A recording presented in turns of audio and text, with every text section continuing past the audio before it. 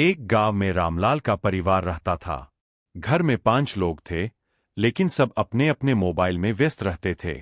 सुबह माँ रसोई में रील देख रही थीं, पिताजी न्यूज के बहाने वीडियो देख रहे थे, बेटा गेम खेल रहा था और बेटी शॉर्ट वीडियो बना रही थी।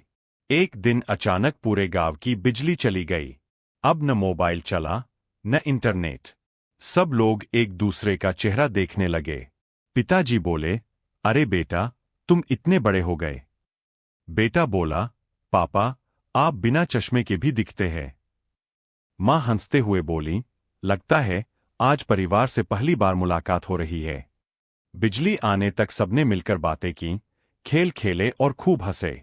जब बिजली वापस आई तो सबने फैसला किया कि रोज 1 घंटा मोबाइल बंद रखेंगे और परिवार के साथ समय बिताएंगे। सीख, तकनीक अच्छी है, लेकिन अपनों के लिए समय निकालना भी जरूरी है।